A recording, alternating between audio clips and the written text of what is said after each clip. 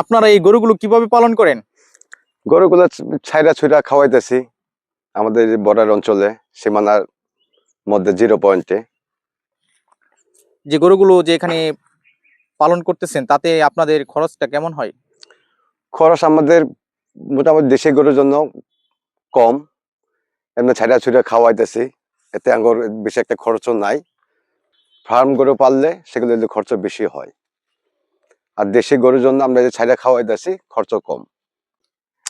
এই যে গরুগুলো পালন করতেছেন নিজের কাছে কেমন লাগে? নিজের কাছে তো খুব আনন্দ লাগে, ভালো লাগে।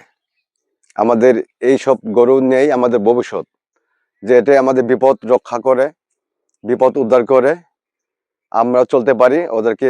এই জন্য আমরা যত্ন মতো করে পালতেছি আর কি, 2-1টা করে।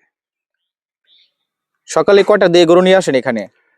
সকালে 10টা বা 11টার সময় নিয়ে আসি আমরা সবাই, আবার সন্ধ্যা 5টার সময় নিয়ে যাই ঘরে, যার যার ঘরে নিয়ে যায় গরু।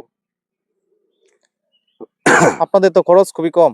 হ্যাঁ, আমাদের খরচ কম, এমনিতে খরচ কম গরু, দেশি গরুর জন্য। তাতে আমরা একটু পাই আর কি।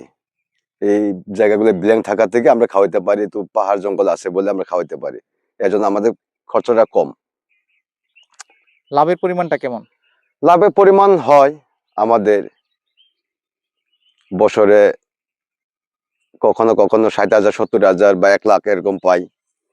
তাতে দিয়ে আমরা আবাদ টাবাদ করি, কৃষি জমি কাজ করে চাষ করে খাই, তাতে আমার সংসার কোন রকম করে চলে আর কি।